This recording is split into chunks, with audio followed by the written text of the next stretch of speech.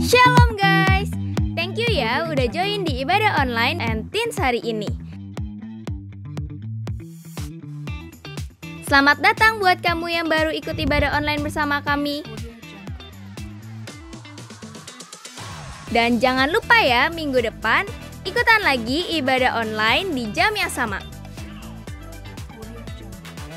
Oh iya, di ibadah ini teman-teman juga bisa loh memberikan persembahan dengan cara scan QR berikut ini.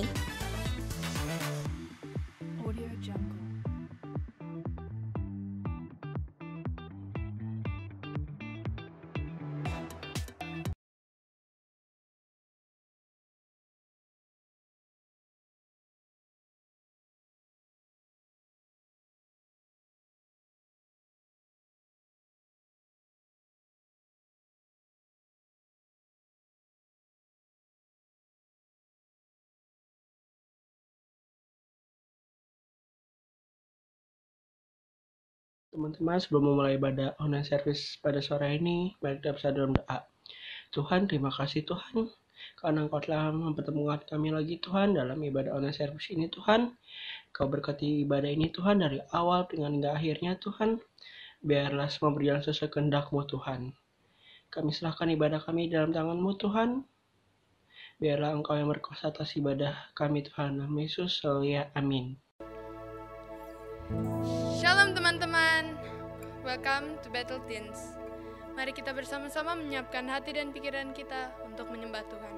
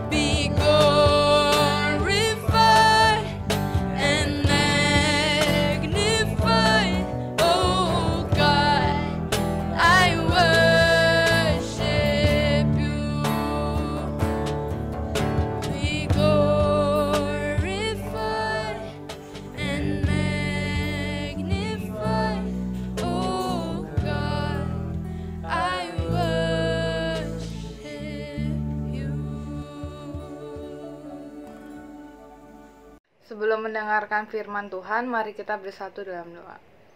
Tuhan Yesus, terima kasih.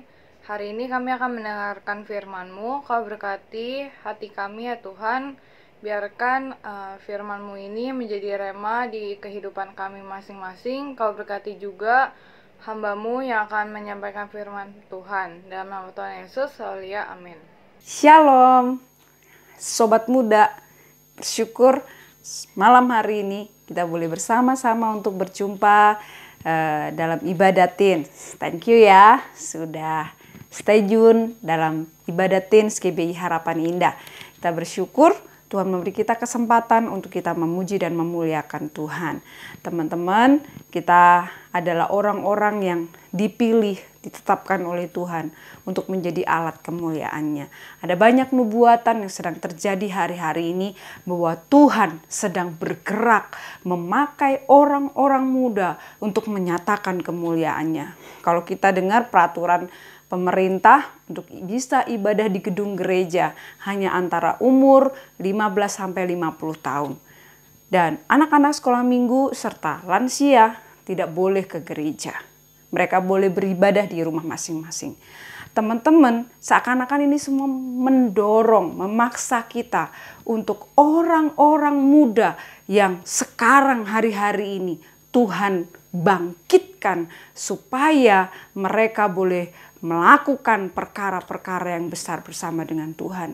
Dan salah satunya Tuhan mau pakai kamu. Kamu, iya kamu. Tuhan mau pakai hidup kita, saudara dan saya, untuk memuliakan nama Tuhan. Orang-orang muda yang hidup dalam kekudusan, hidup dalam takut akan Allah, yang akan diberi urapan, kuasa untuk menyatakan kemuliaannya. Teman-teman, ada satu ayat yang Kaneti dapat dari satu panggilan yang Tuhan berikan buat Kaneti, yaitu bukan kamu yang memilih aku, tapi akulah yang memilih kamu, supaya kamu pergi dan menghasilkan buah, dan buahmu itu tetap. Nah, teman-teman, setiap kita memiliki amanat agung, memiliki mandat daripada Tuhan, yaitu pergilah, jadikanlah semua bangsa muridku dan baptislah mereka dalam nama Bapa, Putra, dan Roh Kudus. Kami percaya, kita percaya bahwa Tuhan memanggil, memilih, menetapkan kita, dan Tuhan juga mengutus kita untuk kita pergi, membawa jiwa-jiwa datang kepada Tuhan. Buah apa? Buah kebenaran, buah-buah roh, juga buah jiwa-jiwa. Penginjil yang paling efektif adalah melalui pertemanan. Tuhan ingin kita bergaul dengan semua orang, kita bergaul dengan orang-orang yang ada sekitar kita yang belum mengenal Tuhan. Kita bangun hubungan dengan mereka dan kita menyampaikan kasih Tuhan lewat kehidupan kita. Dan kita bisa menyampaikan kebenaran, memberitakan firman kepada mereka. Teman-teman, kita itu diciptakan jadi makhluk sosial. Jadi kita gak bakalan bisa hidup sendirian. Kalau kita gak punya teman, gak punya sahabat, kita menjadi orang yang paling malang di dunia ini. Dan bahkan lebih malang dari orang yang tinggal di Malang. Kenapa?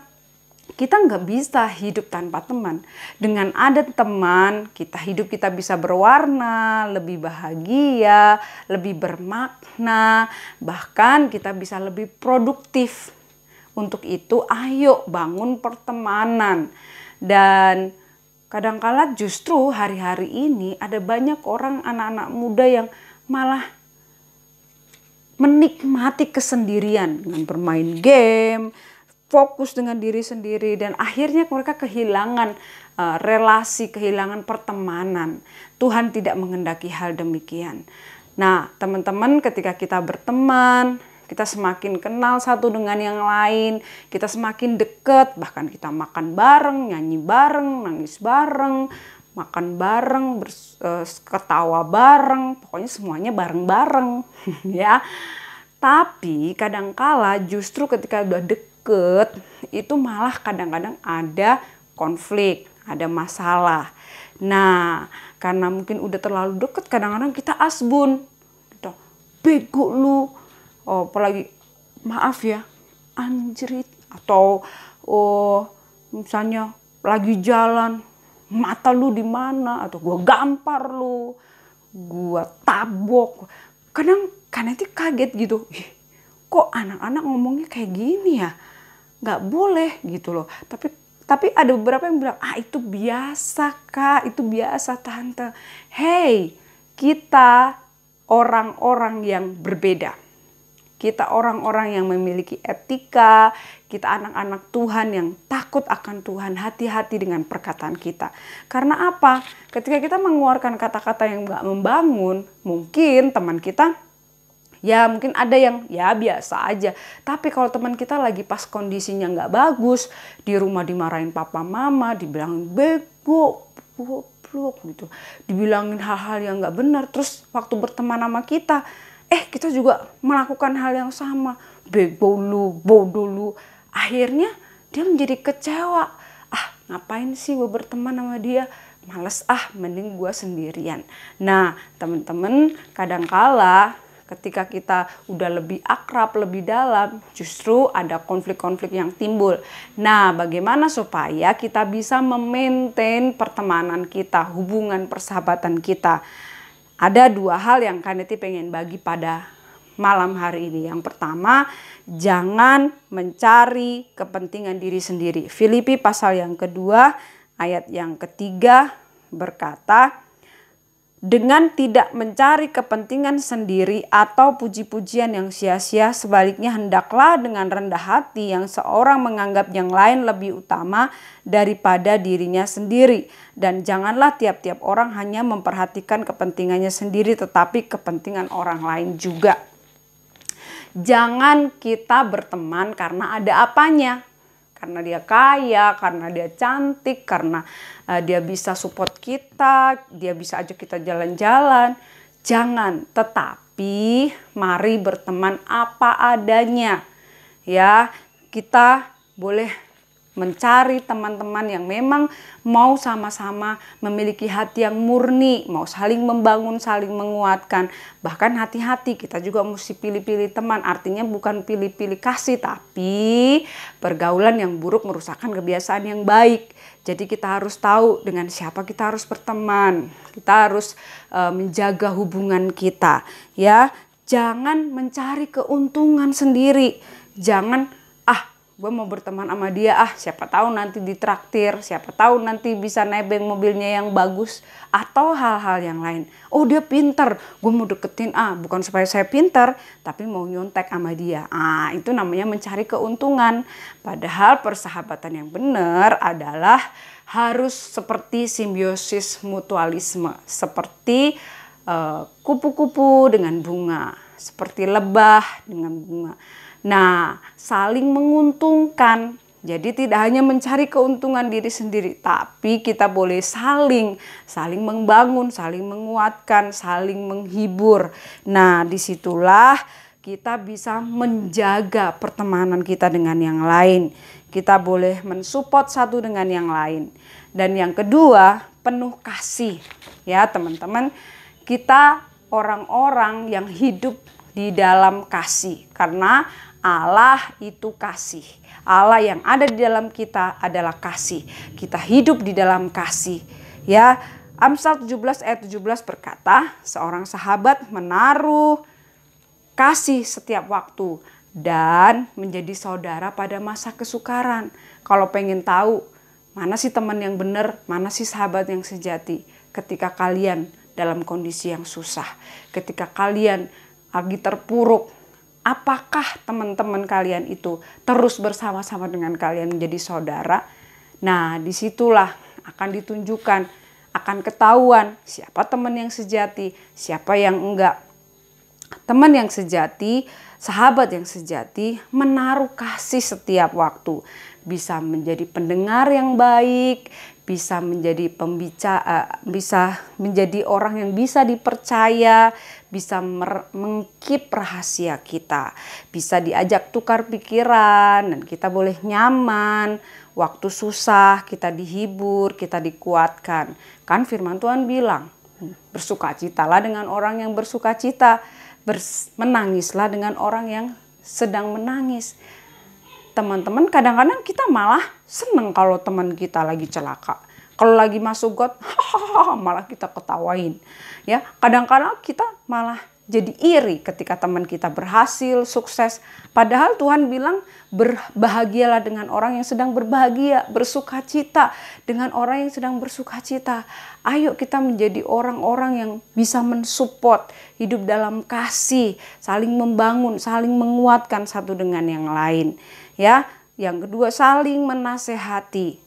Firman Tuhan bilang di dalam Amsal bahwa lebih baik teguran yang nyata-nyata daripada kasih yang tersembunyi.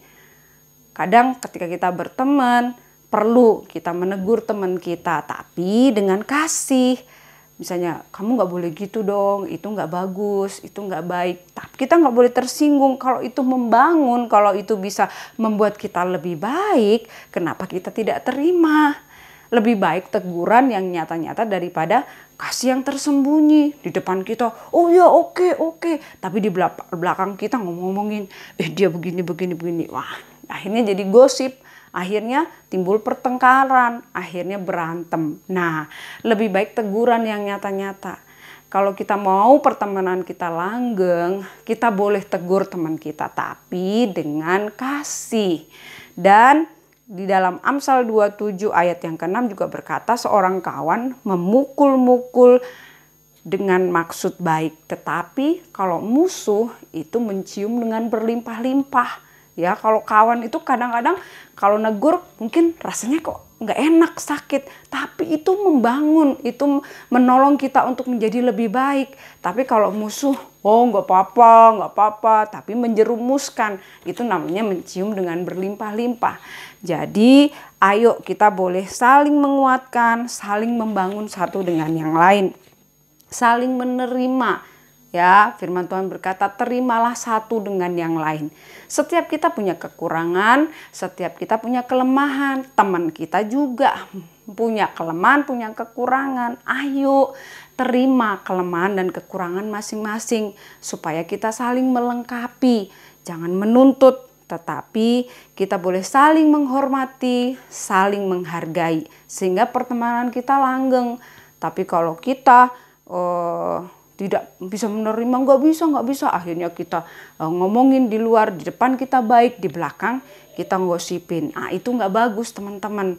Akhirnya kita bisa menjadi musuh dalam selimut. Ayo belajar untuk jujur, belajar untuk apa adanya. Dan yang terakhir, berkata benar. Dalam Kolose 4 ayat yang ke-6 berkata, hendaklah kata-katamu senantiasa penuh kasih, jangan hambar, sehingga kamu tahu bagaimana kamu harus memberi jawab kepada setiap orang. Ayo kita jaga kata-kata kita. Jangan sampai menyakiti orang lain. Jangan sampai kata-kata kita menyebar fitnah. Jangan sampai kata-kata kita melukai teman kita. Ingat bahwa lidah itu seperti api yang walaupun kecil tapi dia bisa membakar hutan. Walaupun dia kecil tapi dia bisa menghanguskan rumah. Nah teman-teman, hati-hati dengan perkataan kita. Perkataan kita bisa memberkati, bisa juga mengutuk. Ketika kita berteman, ayo jaga perkataan kita. Jangan sampai melukai orang lain. Orang yang curang menimbulkan pertengkaran, dan seorang pemfitnah menceraikan sahabat karib. Teman-teman, kalau kita punya teman, kita sudah deket, orang itu udah suka curhat sama kita sudah suka curhat sama dia, jaga ya, jaga kepercayaan yang diberikan kepada kita, dan jangan kita sebarin, malah kita fitnah, kita ngomongin di luar, dia begini, jangan. Itu akan melukai dia, bahkan akan menjadikan permusuhan satu dengan yang lain. Saya berdoa teman-teman bisa menjadi sahabat yang luar biasa, yang bisa menjadi teman yang baik, sehingga melalui hidup teman-teman kalian diberkati, teman-teman kalian dibangun, dikuatkan, dihibur. Ketika teman-temanmu sedang susah, kalian bisa menjadi penghibur. Jadi jangan biarkan pertemanan kita rusak karena keegoisan kita. Bagaimana supaya kita bisa memiliki teman yang baik? Jadilah teman yang baik. Karena apa yang kita ingin orang lain perbuat sama kita, perbuatlah demikian kepada mereka. Apa yang kita tabur, kita pasti akan tuai. Jadi bagaimana kita bisa mempunyai banyak teman dan pertemanan kita bisa langgeng, jadilah teman yang baik. Sehingga kita boleh bersama-sama bertumbuh, berbuah, kita boleh lebih produktif, hidup kita lebih bermakna, dan nama Tuhan dipermuliakan. 1000 teman kurang, 1 musuh kebanyakan. Jadi teman-teman, ayo kita boleh hidup dalam pergaulan yang baik, yang kudus, yang benar, dan melalui pertemanan kita bisa menyampaikan nilai-nilai, kita bisa sampaikan firman lewat setiap kehidupan kita. Kita bisa mempengaruhi teman-teman kita bisa mempengaruhi orang-orang yang ada di sekitar kita. Oke, kita selidiki yuk hati kita.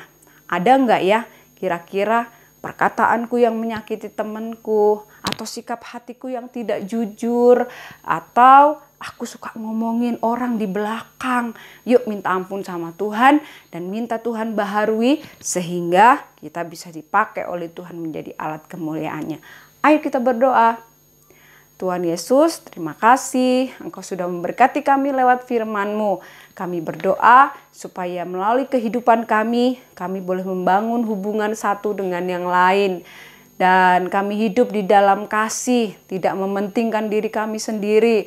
Tapi kami boleh memakai setiap perkataan kami, tingkah laku kami, hidup kami untuk menjadi teman yang baik ya Tuhan.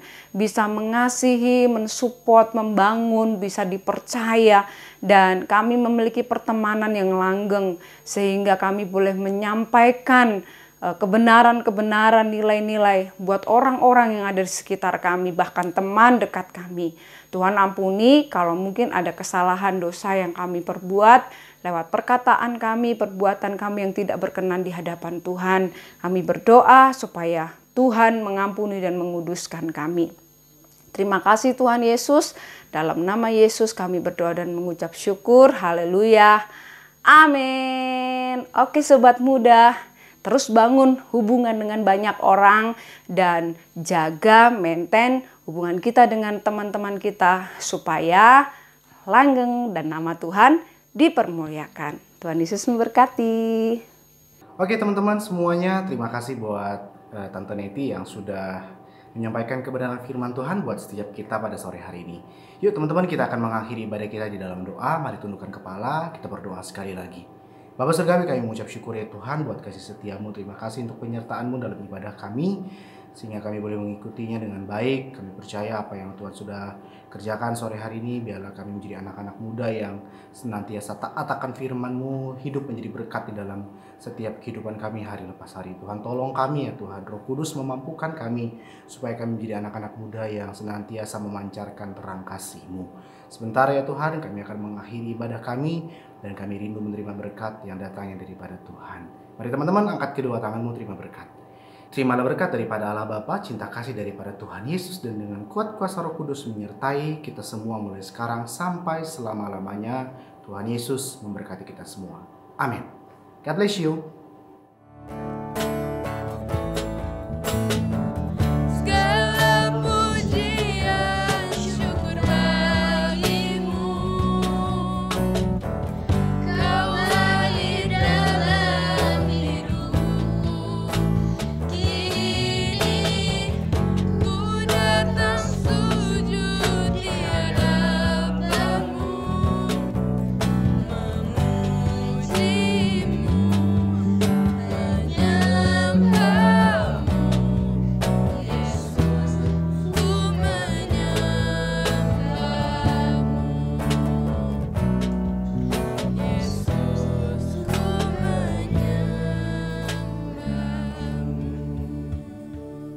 Teman-teman, ibadah kita sudah selesai. Sampai jumpa minggu depan. God bless you.